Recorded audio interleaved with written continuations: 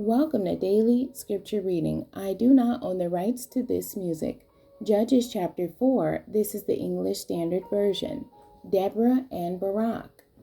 And the people of Israel again did what was evil in the sight of the Lord after Ehud died.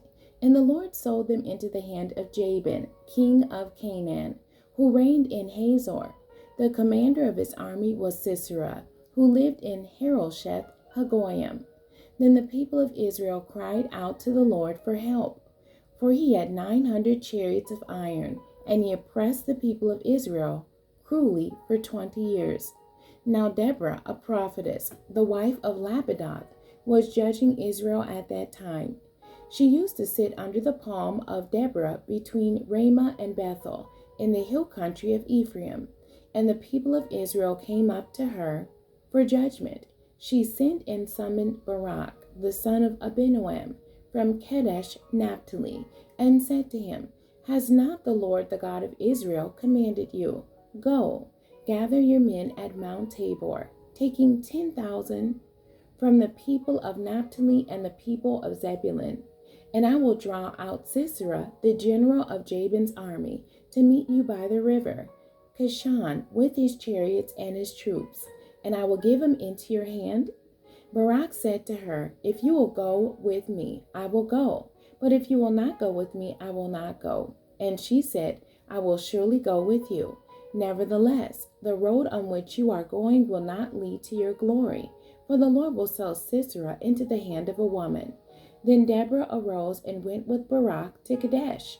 And Barak called out Zebulun and Naphtali to Kadesh, and 10,000 men went up at his heels, and Deborah went up with him. Now Heber the Kenite had separated from the Kenites, the descendants of Hobab, the father-in-law of Moses, and had pitched his tent as far away as the oak in Zananim, which is near Kadesh. When Sisera was told that Barak the son of Abinoam had gone up to Mount Tabor, Sisera called out all his chariots, 900 chariots of iron, and all the men who were with him, from Harosheth Hagoyim to the river Kishon. And Deborah said to Barak, Up, for this is the day in which the Lord has given Sisera into your hand. Does not the Lord go out before you? So Barak went down from Mount Tabor with 10,000 men following him. And the Lord routed Sisera and all his chariots and all his army before Barak by the edge of the sword. And Sisera got down from his chariot and fled away on foot. And Barak pursued the chariots and the army to Harosheth Hagoyim. And all the army of Sisera fell by the edge of the sword. Not a man was left. But Sisera fled away on foot to the tent of Jael, the wife of Heber the Kenite, for there was a peace between Jabin the king of Hazor and the house of Heber the Kenite. And Jael came out to meet Sisera and said to him, Turn aside, my lord, turn aside to me, do not be afraid. So he turned aside to her into the tent, and she covered him with a rug. And he said to her, Please give me a little water to drink, for I am thirsty. So she opened a skin of milk and gave him a drink and covered him.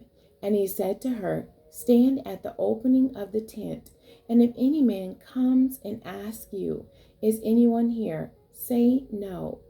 But Jael, the wife of Heber, took a tent peg and took a hammer in her hand.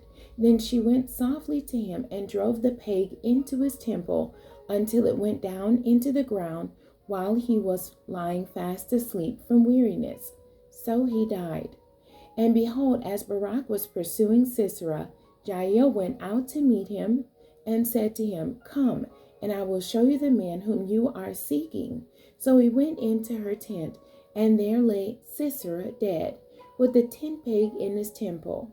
So on that day, God subdued Jabin, the king of Canaan, before the people of Israel.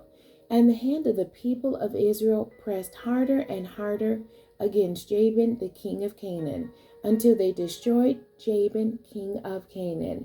The end. God bless you, and thank you for joining me today.